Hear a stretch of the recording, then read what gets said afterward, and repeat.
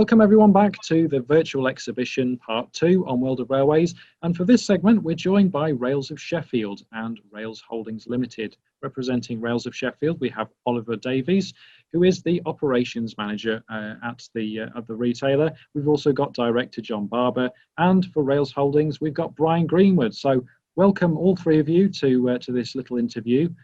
Thanks for joining us and for sparing your time, and just a little bit of an insight on 2020 to commence things, because it's not the year that anybody was expecting from the outset, really. Could you give us a bit of an update on how the year has panned out for you guys? And is it business as usual, or have you had to adapt a little bit? Yes, it is absolutely business as usual. We've had a massively increased business this year, which is surprising. It's just steadily risen all year long, especially from when lockdown originally happened in sort of March time. And I think people found themselves, at home for a long length of time. And it was a time where they could still buy mail order from us. Go on the website, make a purchase, and we just saw the sales on the website just saw sort of day by day. We were doing this, of course, on about 50% of the staff, because a lot of the staff furloughed. But we adapted to it, and then even as lockdown measures were eased later on in the year, we then had sort of a full staff coming back, but then we were having to make sure that there was distancing and a proper regime in place, to firstly protect our staff and obviously customers. Sort of made a contribution to keeping people's spirits up. There's a lot of elderly who have really been, even now probably can't venture far out the house, and it's a hobby. Modern Railways, just the collecting side, not even the modelling side. It's something that gives people a great deal of pleasure. So long may we be able to support that. What I noticed was the amount of sales increasing in the scenery and the track, and that was a real surge. All the Metcalf stuff soon sold out. So it was finally, it gave people the opportunity to. We get a lot where people think, I'm going to get round to my layout, so I'll buy this logo, I'll buy this, I'll get everything ready. But it finally got them the chance to actually start the build, I think, in a lot of cases. So, and there's been some aspects, of course, with suppliers, manufacturers, where they've had a knock-on effect, so they've had to adapt, and in fact we've had to adapt in getting stock for them. So certain suppliers, it was like, oh my god, from having like a few boxes delivered daily, we're getting like pallet loads of stuff all at once, when they did start finding the feet again. But I would imagine for the supply chain that's been a bit of a hard battle, but things seem to be getting back to normality now, and I think customers who we obviously serve are accepting that there has been delays, and it's for obviously reasons out of everybody's hands. So I think definitely people have been doing the layouts, so that's good. That's good. Lots to look forward to then, by the sounds of things, with layouts coming through, and it's great to hear that you've had that success and from a retail perspective. Brian, just bringing you in here for a second, because you are overseeing the commissioning of the exclusive models for Rails of Sheffield. What do you see? Not just talking about the models in the first instance here, but what do you see the long-term impacts of COVID being for potentially Rails in say 5 years' time from now?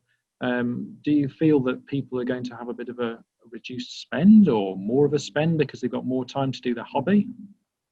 Well, I think if I knew the answer to that question, Howard, I'd probably be running the country. Who knows what's going to follow economically from the current pandemic? I think it's a really uncertain time. I think we can certainly predict that prices are going to continue to rise from the manufacturers as people are incurring more and more cost.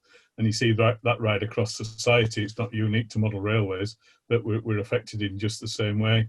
I think there's also going to be a tax issue. What are the consequences from that point of view in terms of disposable income?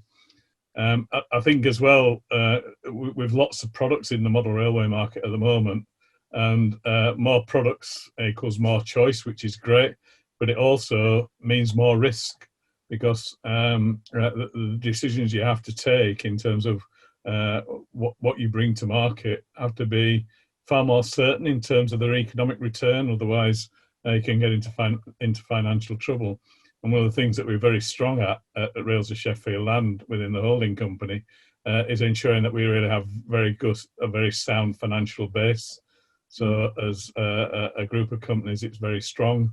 I think there's another significant change relating to the model business as well, in that these days, whereas historically manufacturers would have recovered their tooling costs over a number of runs, increasingly these days, you're having to look to get the cost of the tooling back on the first one, because there's never any guarantee that you're going to be able to run that again.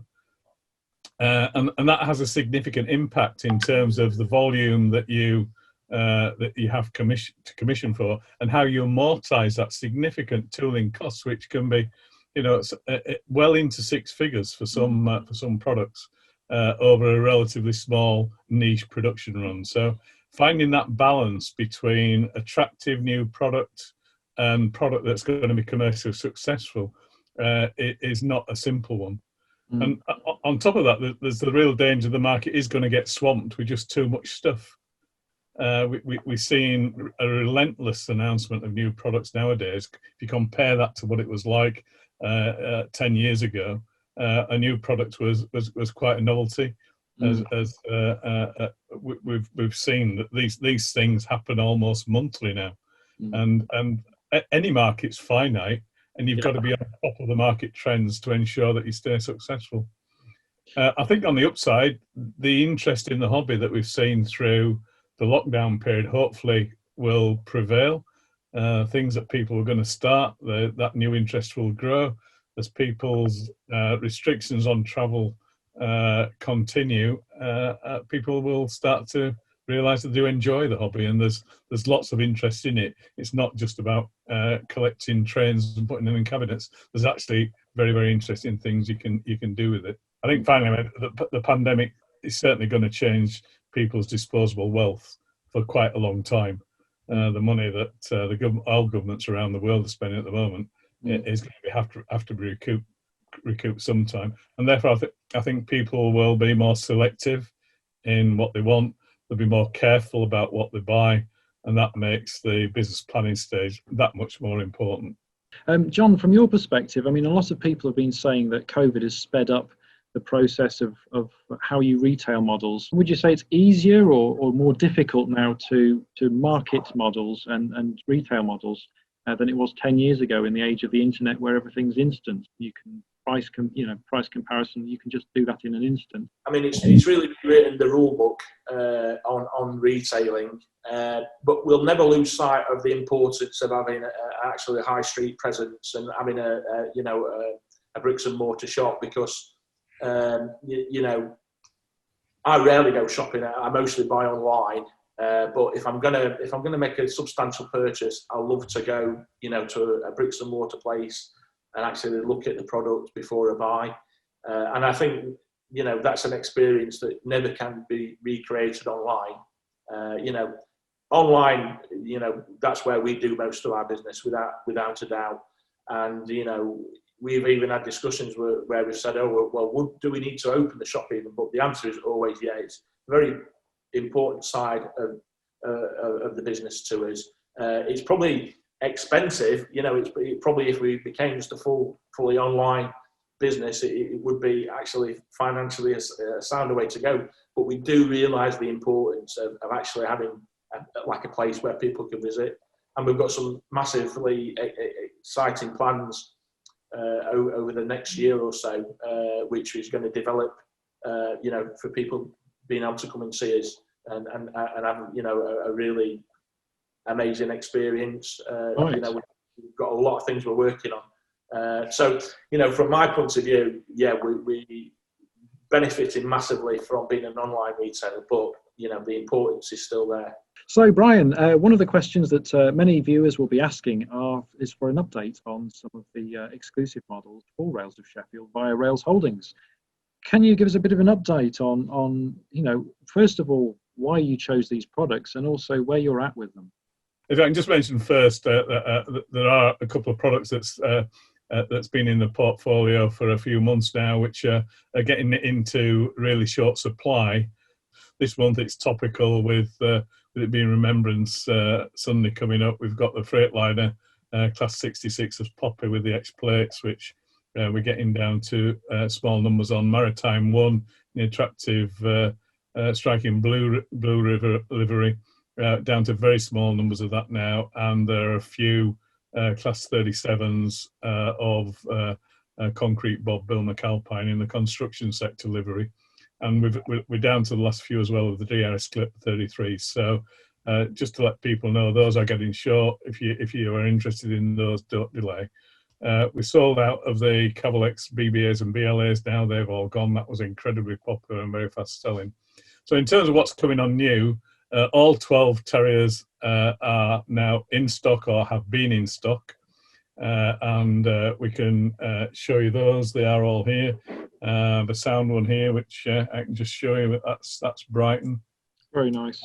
And all of the others now, as I said, are available. Some are sold out, but we are looking at the moment to see whether we can get some more produced of things that have been ultra popular. The SCCR D-Class is very well advanced, and some pictures of livery samples have been shown. Here's a runner. That's fantastic. Yeah.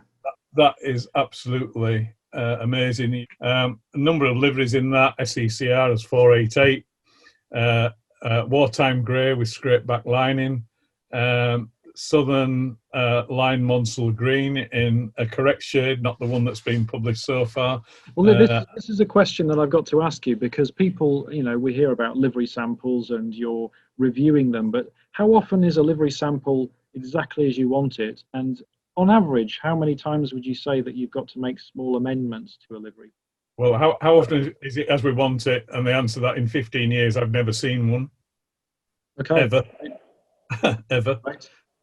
And they vary in states of readiness, but even in things that we are just absolutely in awe about, like the Bachmann C-Class, and Bachmann have got a fantastic regime for quality control and quality checking. But there's a long list of things that you'd still pick up even at this stage on something which 99% of the people would say was marvellous and would probably accept. But we're relentless on trying to get the right kind of quality and accuracy in particular. And that's one of the reasons that the Terriers have been a long time coming, because we started from something that wasn't really that acceptable to us. We have tried to improve it, and there've been plenty of issues along the way with that. So it's a relentless process. You get a lot of help from the knowledgeable modelling community, and we're always very, very grateful for constructive comments on that. People should never regard the livery sample that's shown, in my view, as being representative of the product that we'll end up putting in the box. There will always be changes, and it's nice when people make constructive criticism of those kind of products. That's extremely helpful. But don't ever believe that that's going to be the final thing that you see. Just carrying on with the products, the D-Class, as I said, in terms of the olive green livery on that clearly was an issue. We wanted to change it, but and we will. But colour's a very subjective thing. We like to try and be as accurate as we can by referring back to real colours and real samples, but they don't always scale, so you're still left with a dilemma about what you can do, as you know better than most people. So on top of that, for the D-Class, we've got Southern Sunshine, we've got a British Railways version, and a British in British Railways livery, and a BR Early Crest livery. Beyond the D-Class, which we're very excited about, that's got some really innovative features in it, design features, easy plug and play, DCC and sound, and that project is going extremely well. And we're currently on for a kind of post-COVID revised schedule for that of around the end of the end of March, beginning of Q2 next year. As well, from Dapol, we've got the O-Gauge Class 66 Evening Star coming.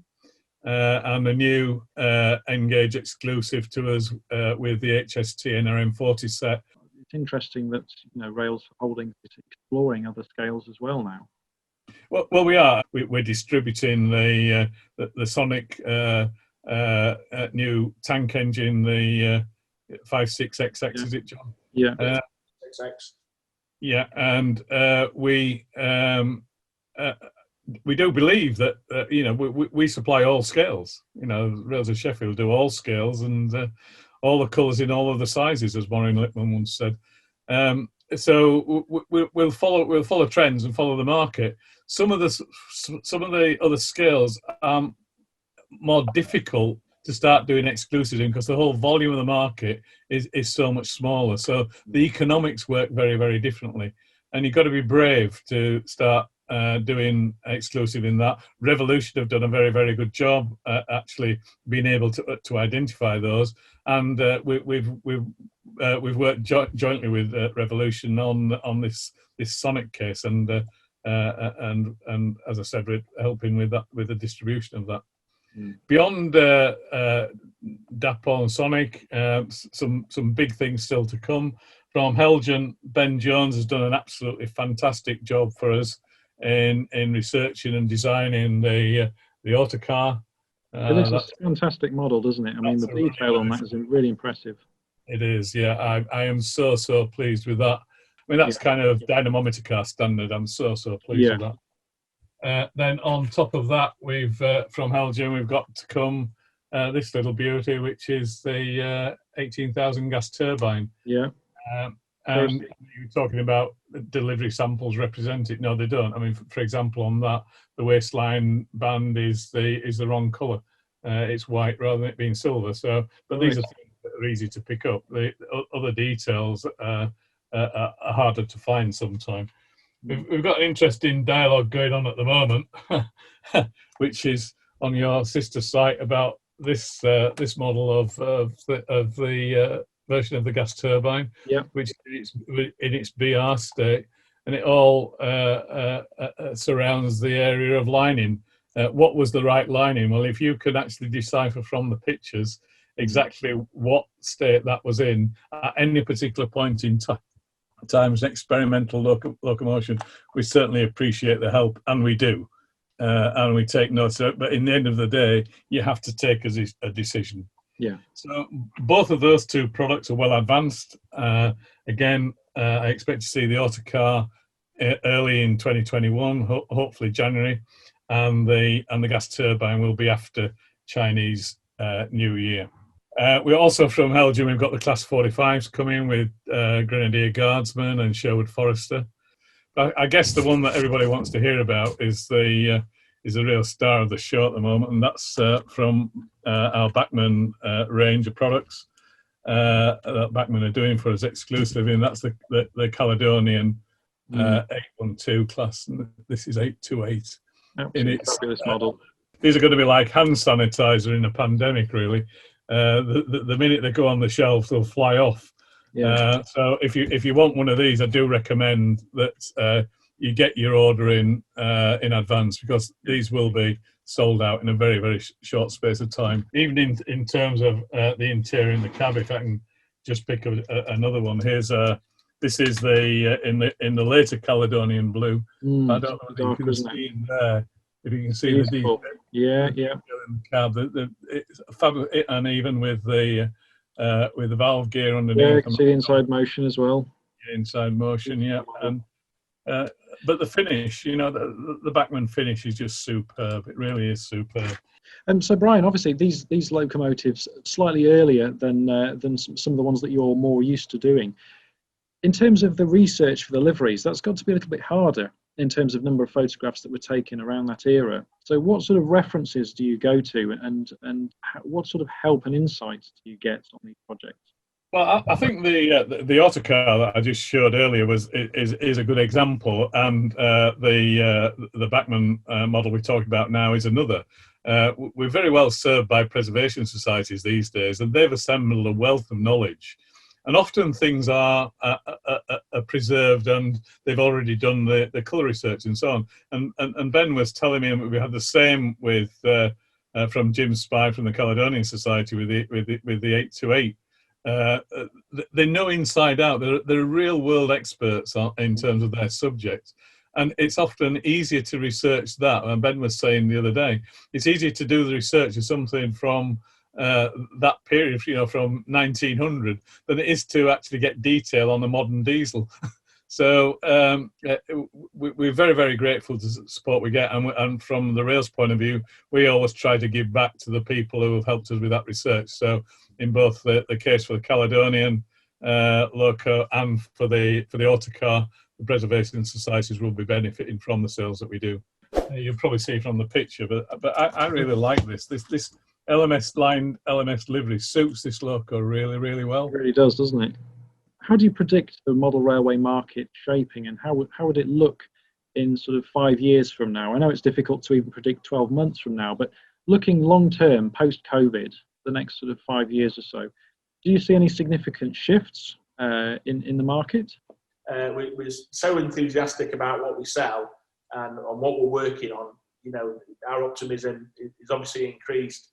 Some of the stuff we've got in the pipeline, we feel will be, we as modelers as well, we're trying to do the stuff that we want. So if we want it, then hopefully other modelers will. Actually looking at it, we have to look at it from a business point of view as well. But we have got some really exciting things. So from our point of view, we think we're well set for the next 3 to 4 years in the programme that we're continually working even further than that for the next thing. I suppose price point and price aspect or exclusivity aside, one of the key sort of important factors of retail is customer service, and that's something that you guys offer, a large significant part of what you do.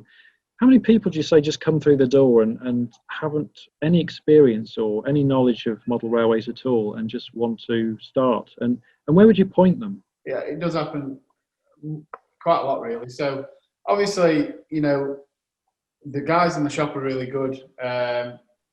They deal with it daily. So you really can break it down. I think you can overcomplicate things by giving people, if you bombard them with loads of choice. So they're really clever, what sort of space have you got, what you're interested in, steam, diesel, are you digital? And if you ask the right question, you can soon get them the answer they need. So staff training is our priority to keep that. But that is why we do get a lot of repeat business, because we are passionate about what we do and we're quite knowledgeable what we do.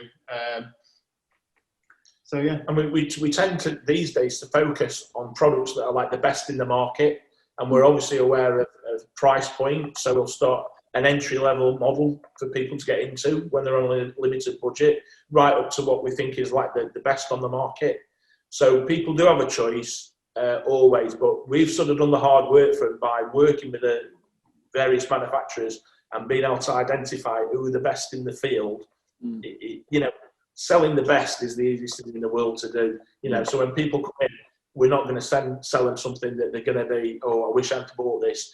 We want them to go away and think, you know what, I've made the right choice. When they get talked to somebody at an exhibition or online and said, I bought this, I've never regretted it.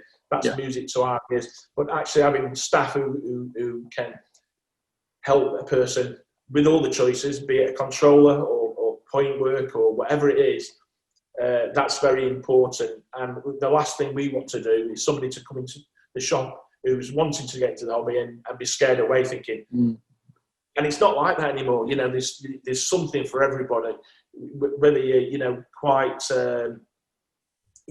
brainy in thinking of complex decoder fitting, right down to plug and play decoder fitting. There's something for everybody, and that's, I think, how a good hobby should be. Yeah. Well, there you go, everyone. Something for everybody. The key words to take away there from the guys at Rails of Sheffield. John, Oliver and Brian, thank you all for your time here today on the World of Railways Virtual Show Part 2. Can't wait to see some of those models emerge. Certainly from what you've showed us, Brian, they look absolutely fantastic. Can't wait to see them in the magazine and on our website. And all the best for the next 12 months and beyond. And we'll catch up soon. In the meantime, Thanks. take care, everyone. See you around. Bye bye.